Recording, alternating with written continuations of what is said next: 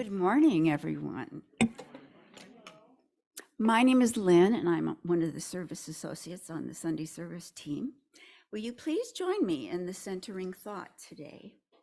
The mission of Summit is to commit ourselves to building a more compassionate, just, and sustainable world. And it was so nice to see Jai Gorpade's name, wasn't it? It just feels good to say his name. There were some back and forth. Yeah, but nice to remember him today.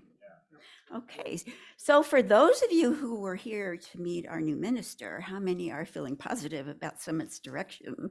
Yay! Let's hear it for the search team. Okay, so I welcome you to the sanctuary, as well as those of you on Zoom. We have a few on Zoom, I understand. To this hybrid gathering of the Summit Unitarian Universalist Fellowship Sunday service. Our speakers today will focus on Summit's recent hosting of the Interfaith shelter here. We are recording today's service and we'll turn it off for a community gathering after the service. And now let us welcome our guest pianist, Sean, and turn our minds and hearts to our prelude.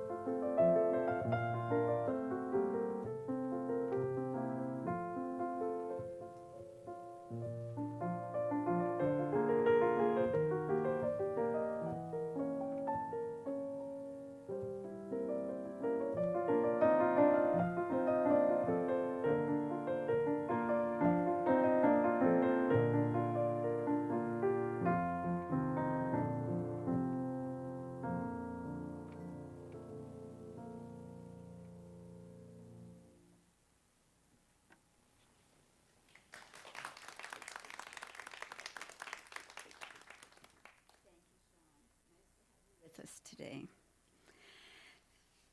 So Summit UU Fellowship is a spiritual community deeply committed to the shared values of love and inclusion.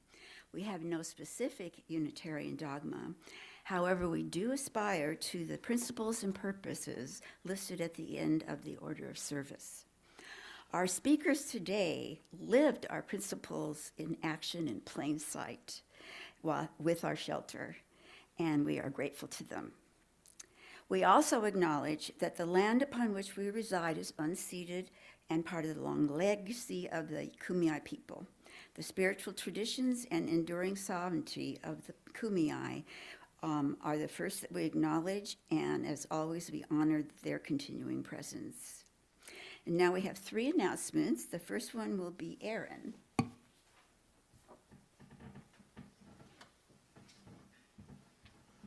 Good morning, Summit. Good morning. I'm Erin, a little short.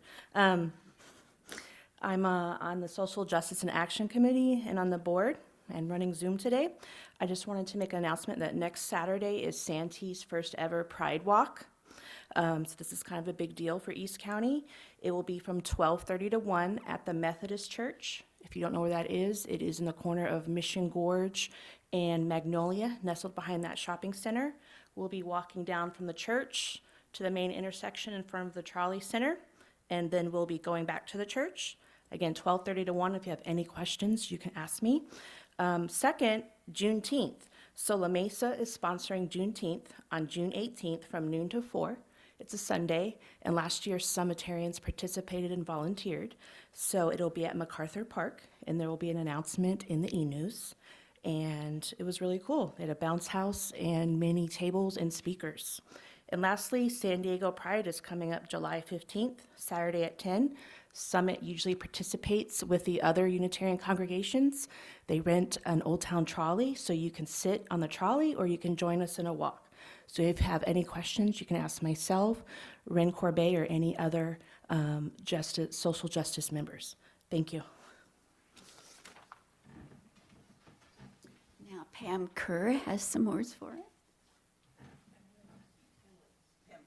Do you want to stand there? Pam Williams. I'm sorry, Pam Williams. Boy, my bad, Pam. I will wake up, I think.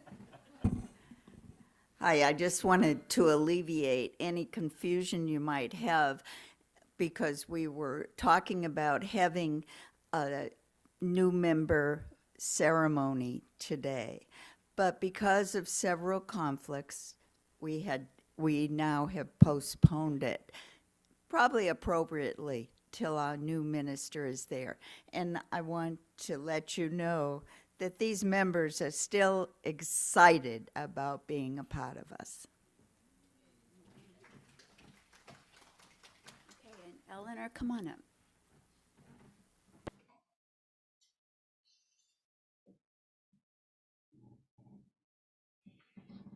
I too want to thank everybody who came out yesterday as we got to know our new minister, Casey Pandel. We had a great turnout. She and Mary got to go out to lunch afterwards. They didn't get to leave until 2 o'clock because everybody was still visiting with Casey, which was fabulous. I want to remind everybody that next Sunday after the RE service is our congregational meeting, so please be here. It's very important so that we can pass our budget and elect our new board and all those really important things. Thank you. Now I'd like to invite Don and Barbara Janu Smith up, who will lead us in the chalice lighting.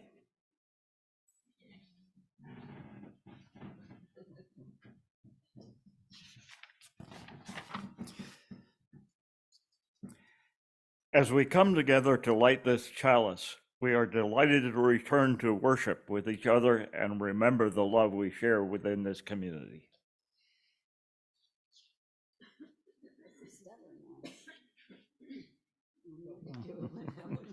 It's a very small work. It's not cooperating.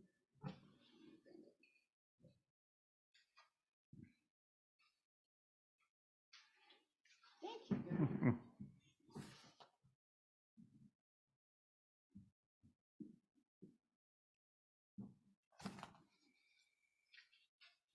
Okay, so now we have Mary Carter Vale. No, I missed that, didn't I? It's Liz. Oh, you guys, if I could see better, I would be doing better up here. Okay, let's see. Our announcements and then the hymn. Oh, thank you, Liz. The hymn. Would you like to lead the hymn? Maybe? No? Okay.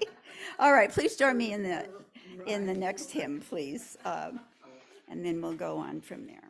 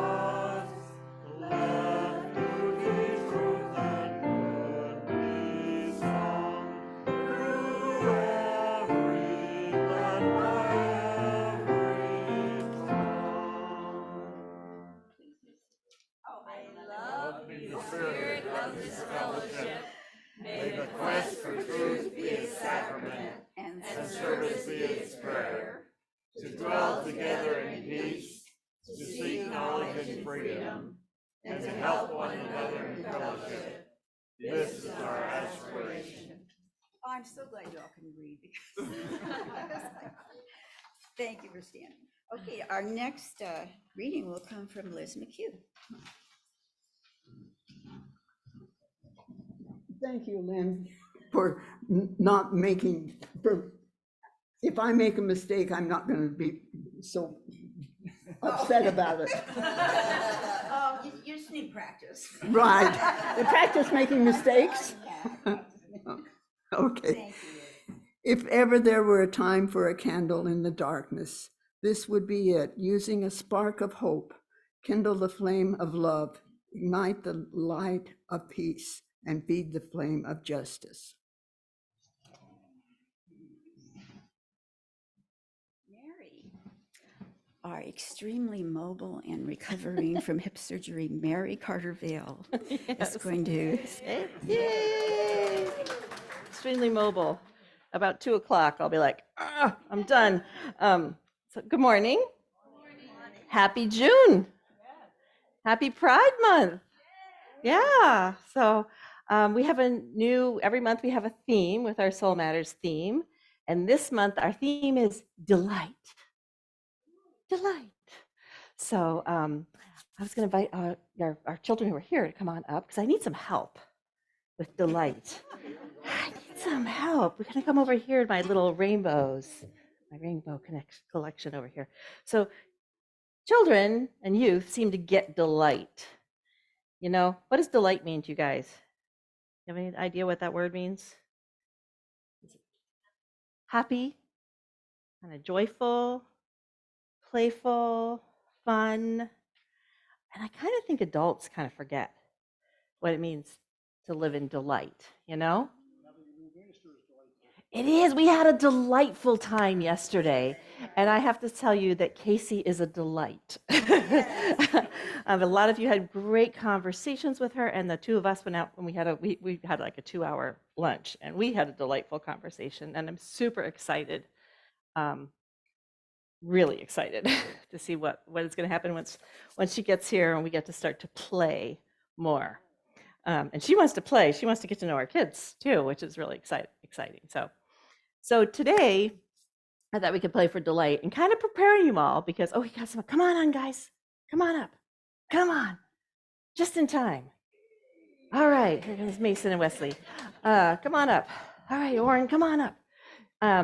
We are going to, next Sunday, these guys and their families are taking over the service. Okay? And I can tell you it's going to be delightfully chaotic and delightfully fun. And there will be, our theme is Bubbles of Delight. And we wanted to give you a little preview today and give you an opportunity to sort of lean into delight.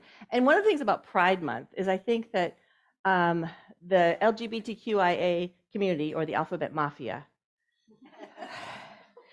I love a beautiful pride parade because we see delight exhibited in such a beautiful way in that community, just and identify in that community. And I just love just the colors and the pure joy in being yourself. That is true delight when you can get to be your whole authentic self.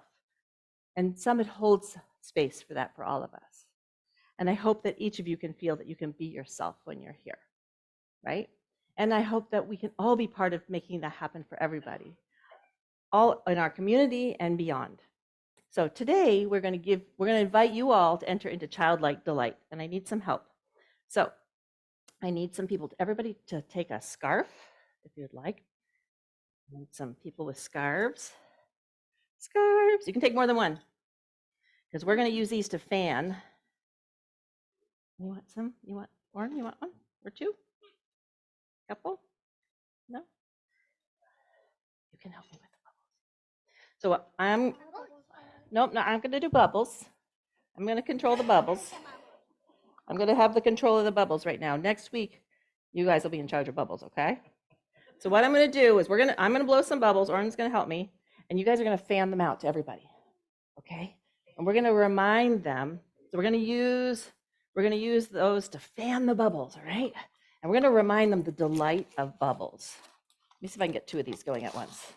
Ready? All right, Oren, you want to help me with this? I had a bubble machine. It delightfully decided not to work. So we're improvising. We are improvising. This is what happens when my time for all ages plans don't work right off the bat. So we're making the wind happen. Gentle fanning. Let's try not to pop them. And everybody's getting a shower. Oops. Including you. Okay, that's it. I don't know if we're going to get any more. I'm trying not to blow because, COVID and stuff. So next week when we do our service, we'll have more bubbles out. And I promise you all will get to play with bubbles next week. Okay? How was that? Was that delightful? Did we all get some delight? Now they're going to sing a song. We're going to sing a song. We can join in a little bit with this song, and we can parade around with our rainbows, with our rainbow flags during the song as we head out to go to our class, where we're going to prepare our service for next week. So you want to introduce the hymn? Because we do have, I think, it's Spirit of Life. We're going to bring life to Spirit of Life. Please join us. And I think you can sit during this one because they will stand for us. And join us in singing Spirit of Life. Let's parade around and make some music to this. It's kind of a quiet.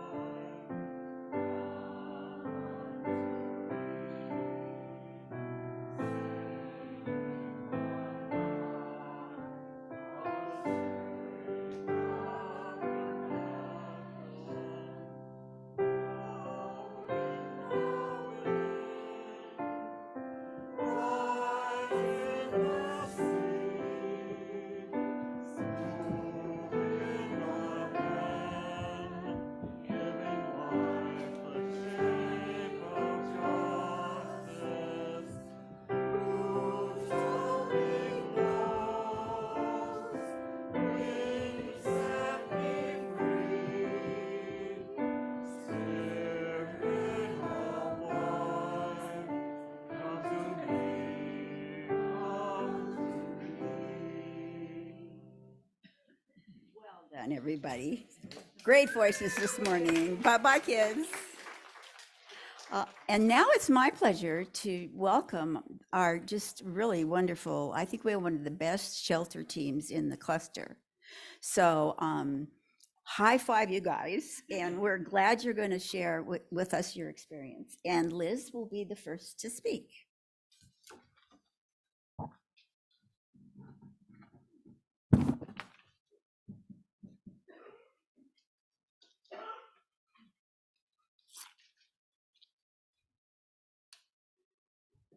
We would like to thank the members of this fellowship that helped make our 2-week homeless shelter a success. The last night we had more of our guests join us for supper than usual.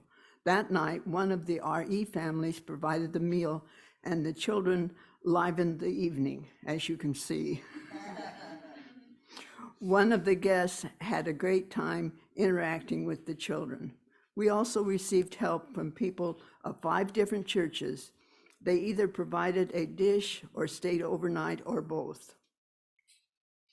The original number of guests in the program was 12. 2 were asked to leave before the group reached us. Our 2 weeks was the last weeks of the program. We started out with 10 guests and ended up with 8.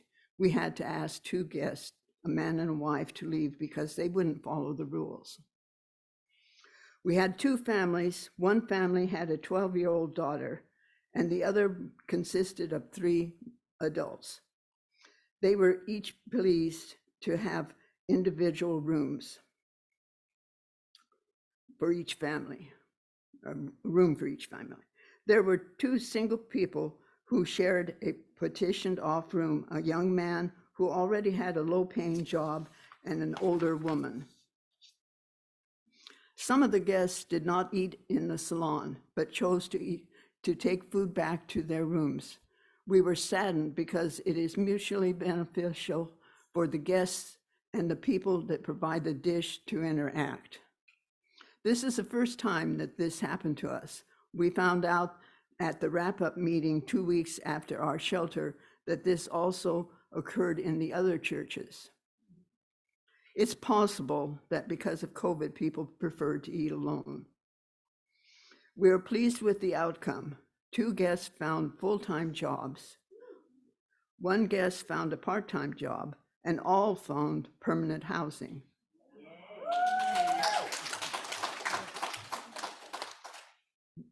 Those still seeking employment will receive assistance from their caseworker.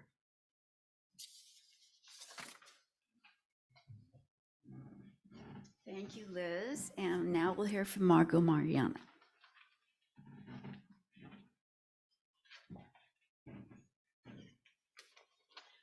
Good morning. So nice to be here and have a chance to share with you. I echo Liz's gratitude. It isn't a big enough word for what people gave, their presence in so many ways. And it was just a delight. It was also so nice to, homelessness has been an issue that I've always had a concern for. I've never experienced it personally myself, but it's always been dear to my heart. So I was very glad that we were able to resume this year the service, because we had to suspend it for 3 years because of COVID and other aspects. So it was a delight to come back.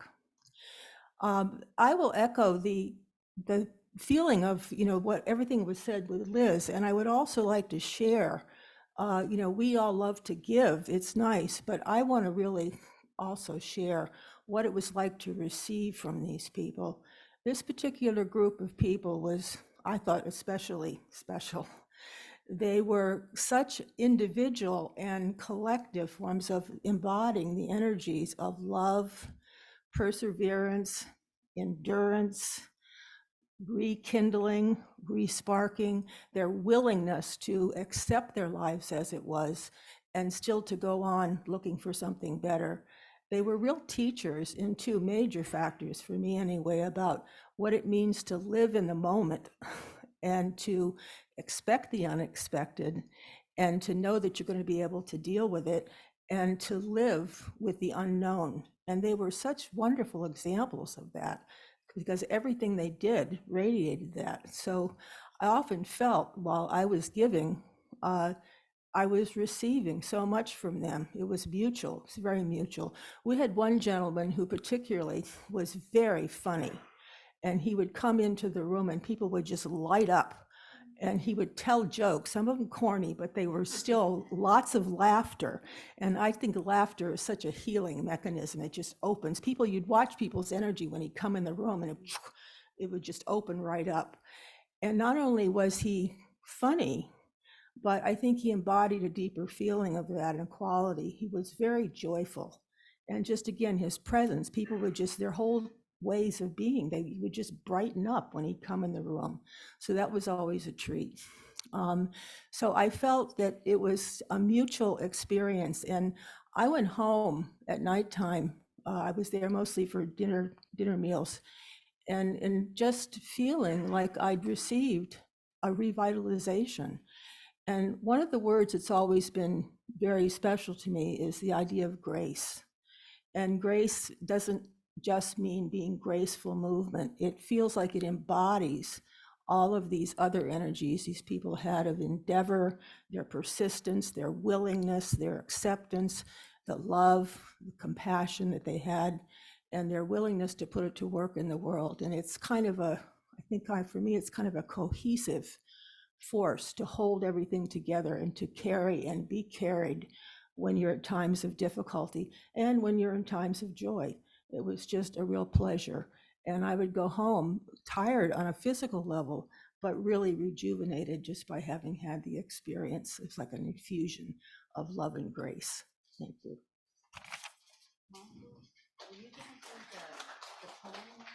I can do it now, yeah. Yeah, well, Okay, I'll do it now. Most of us hopefully have not had the experience of being homeless, but I think we maybe have had that sense of homelessness when great changes in our life, the loss of somebody, the grief process, just going through all the transitions. And all of us have really been asked to do a lot of that living in the moment this past 2 or 3 years, and to change, to deal with change. And change doesn't have to be something negative, but sometimes it's really upsetting, it's jolting. And so I just invite you to breathe in that rejuvenation of light. And when you take in a breath, to really imagine you're pulling in new life, new light, new energy for reviving. And when you exhale, you're letting go of the negativity, the hurt, the woundedness, anything that needs to be let go of in order to allow you to receive and continue to receive, because receiving is a service too. And I am a poet, people many know, among other things, but one of my favorite poets is Mary Oliver. I think she just captures it all. And I chose this poem to share today because I think it really describes what we're talking about. And it's called Wild Geese. You do not have to be good. You do not have to walk on your knees for 100 miles through the desert repenting. You only have to let the soft animal of your body love what it loves. Tell me about despair, yours, and I will tell you mine. Meanwhile, the world goes on. Meanwhile, the sun and the clear pebbles of the rain are moving across the landscape, over the prairies and the deep trees, the mountains and the rivers. Meanwhile, the wild geese, high in the clean blue air, are heading home again. Whoever you are, no matter how lonely, the world offers itself to your imagination, calls to you like the wild geese, harsh and exciting, over and over, announcing your place in the family of things. Blessings be.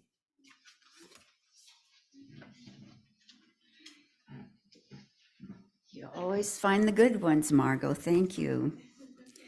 Don, come on up.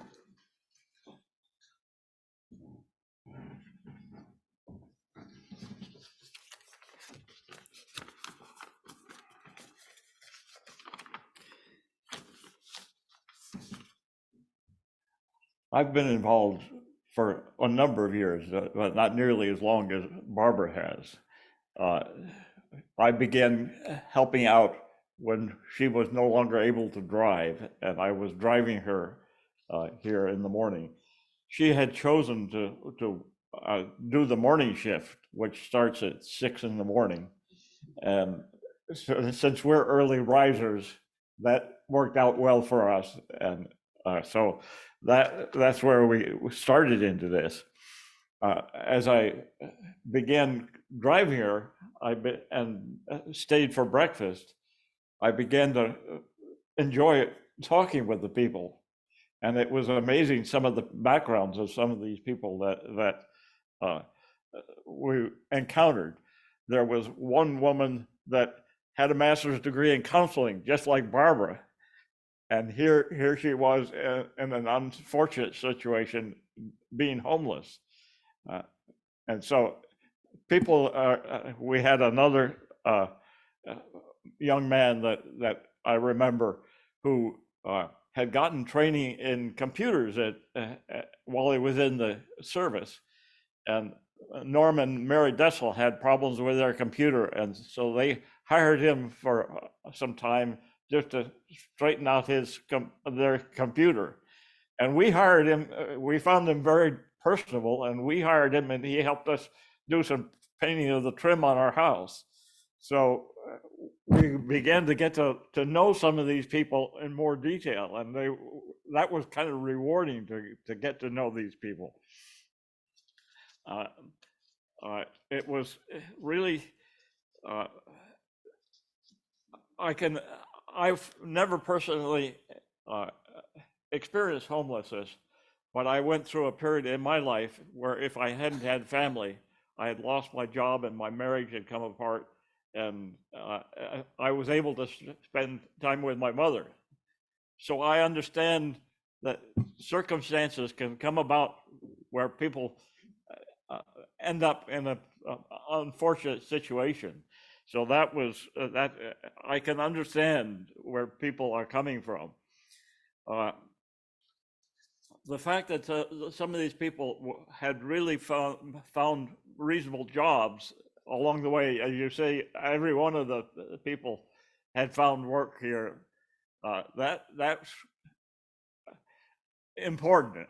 One of the things that hasn't been mentioned here is that before we have them in the shelter, the crisis house does an evaluation, and they kind of do some weeding, and so that the people that we have coming to the shelter have some, they've been screened somewhat, so they have a better chance of surviving and thriving again. So that's, it was different this year from our perspective. Usually we've had some good conversations with them in the morning when they come in, and we've gotten to know some of them along the way. But this year, it turned out that there weren't many breakfast eaters in the group, and we would get all the food out, set it all out, and there was one morning where nobody had any breakfast at all. They came in late, and they didn't participate. So we personally didn't get the feeling as though we knew the group this year as much as we had some other years. But there was one young man that seemed very excited about. I mean, he had been a business owner, and he had his business broken into and his safe stolen, and he was in an unfortunate circumstance at this point. But he's had a drive. He was a dash hub a driver driving meals and so forth. So he was, but it was just amazing to see and encouraging to see how anxious they were to get back into the productive situation. So I recommend joining in on some of these, being a volunteer. I talked with people from other churches, and it was interesting. That was another experience as part of the shelter. We had volunteers from other churches that came and spent the night. We didn't have enough volunteers for overnight from the summit, so there were people from other churches that came. And I had done that in previous years to another church that didn't have enough people, and I spent the night at another church over in La Mesa. But it's rewarding to get involved with a group, and if you haven't, I recommend it. And so that's about all I have to say. Thank you, Don. And now I'd like to invite up Becca to the chancel, please.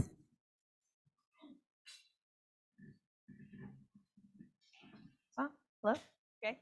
Am I on? Am I hot? Okay, good. Yes, I am. No, it's okay. Good morning. Before COVID, just to back up a little bit, before COVID, I got to do be in the leadership or coordinating part of the um, shelter, and it was a really rewarding experience for me. My human doing job as a social worker, so doing that is very getting to do that back in the front lines, as it were. It was really rewarding the first year. It really lit me up. Um, the next year was really the ramp up of COVID, and I spent a lot of time um, trying to help Summit. I was the leader that year, and to do the shelter, and we didn't end up doing it. They ended up sending them to a hotel for that year because COVID was ramping up. But the work done that year did not go to vain. This year, I got to learn that a lot of the documentation and a lot of the flyers and the things that we created that year were actually used at the motel and used at the hotel that they used.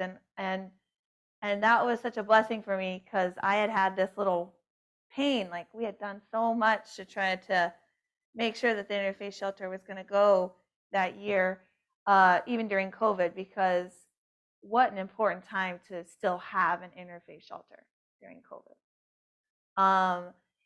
And so it just lightened my heart. I got the blessing of getting to know that all that work did not go in vain.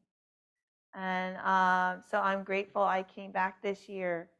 And this year, because of COVID, I had planned to come in my RV. So if you saw the RV one of the Sundays, we were here, me and my partner Sam, we were here for six nights in our RV. And it was really fun to have my own bed and be able to be part of the shelter. And to be available. So I really liked that part. And so it felt honestly like such a repair for me this year. And when things get started up, when they're in a role, we had that shelter year after year, it's been going on for a long time. When it's in a role, it goes smoothly. Because of COVID, it stopped and we weren't able to do it. And so this year was a little chunky. And you know what? That's okay, because we're still doing it. There's many congregations that can't or won't, and we're still doing it. So I'm just really proud of this congregation that it's still going. And I had the privilege of meeting, because I was here several nights in a row, meeting and talking to some of the participants. And there was a lot of kindness and gratitude. Though they stayed, they were more private, which honestly, I'll have to say, I'm going to say this, it might be contrary. After being in congregations and being in places where there is no privacy, because a lot of churches, they have them in a room like this, I don't blame them for wanting their privacy. I don't know if I could people for week after week after week. So I really understood their need for privacy in our congregation. However, I also loved when they did come out and they did bring their joy and their laughter. And so, anyways, I just wanted to put that out there, that's my personal opinion. And so I just want to end by saying I'm just grateful for this community, for being here and staying strong. I was not here during COVID. I definitely was in my work and in the things I needed to do. And so the fact that Summit's still here, the Interfaith Shelter is still being done here, has been a real like excitement for me. It's been a healing, reparative journey that I can leave a congregation and come back and be welcomed. That's not everywhere. That's here. It didn't seem to matter how long I was gone. I could always come back. So that's a blessing. And so I love to do singing mantras. And there is a singing mantra I would like you to invite you with me in. And it hand signals. So the first verse is I, and you hold your hand on your heart. What a beautiful sight. Thank you. And then you take one hand off your heart and you put it out there like this towards the you. And then on the we, both hands out. So we choose ourself first, always ourself first, nurturing ourselves first. Then we think about the you. And I hope when you put your hand out, because this is the Interfaith Shelter, we think about the yous out there that are homeless, that have no roof over their heads right now, that you send that love towards them. And then the we, the all of us. Okay? So, be gentle with me as I start to sing this.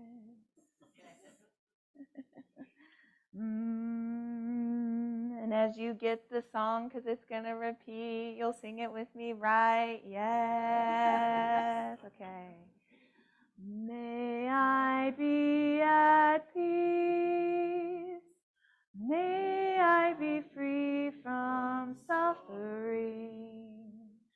May I be well. May you be at peace. May you be free from suffering. May you be well. May we be at peace. May we be free from suffering. May we be well. Thank you.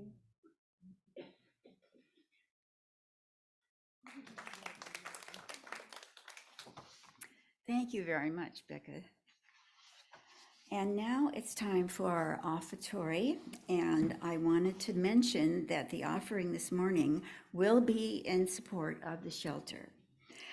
So many of us are. What? Are you talking to me or are you talking to Barbara? Okay. Okay. Grateful to be part of a community where we have a valiant and intrepid group of volunteers. I just really appreciate them, and I want to thank them this morning for all of the things they did to make this shelter happen. So if this has meaning for you as well, please acknowledge this as we receive our morning offering, which sustains our fellowship.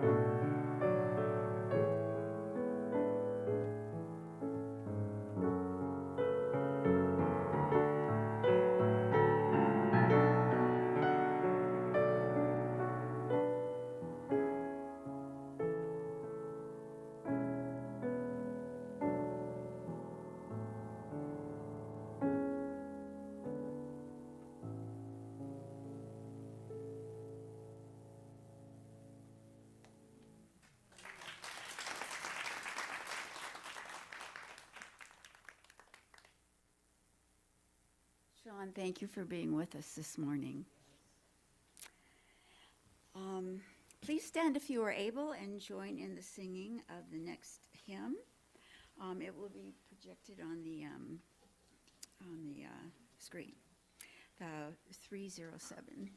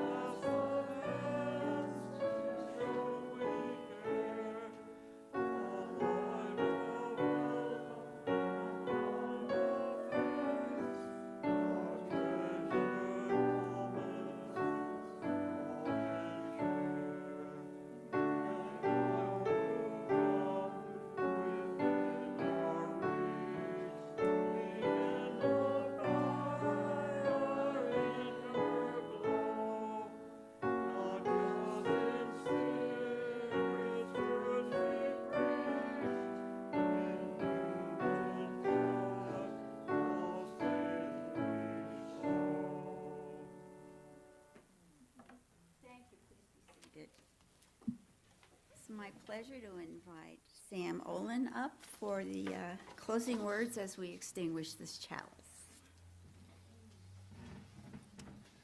Thank you so much. It is my pleasure to read a poem entitled Unimagined Streets, written by Becca. Every morning I walk this worn-out street.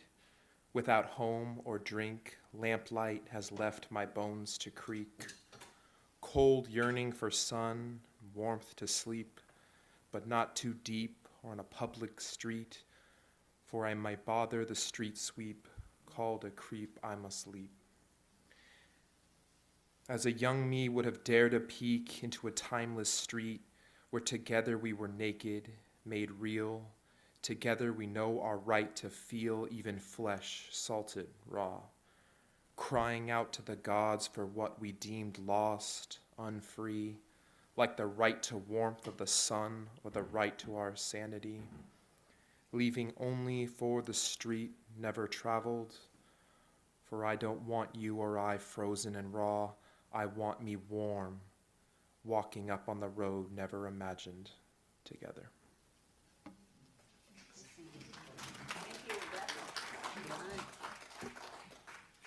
Now we'll have our closings. I'd like to make an announcement. Oh, you will? Oh, well, by all means then. I guess I better. Yeah, come on up to the mic, okay, Al? Okay. That we don't get to hear the mistakes as well if you're not at the mic. Yeah. Everybody here can hear me. Yes, I know I'm at the mic. Well, I just want to announce that starting next year, Becca Milhouse will be taking over as a coordinator. She's done it 3 years prior, before last decade, and her and Rose Harris were, and she asked me to be a go-between or whatever, so which I said I would do next year, but it's, so, hey. And secondly, I want to, thank these 7 people that are here, that part of the task force, that really did a lot of work, and put a lot of work and effort or whatever into before the shelter and during the shelter to make it very successful. Thank you. Thank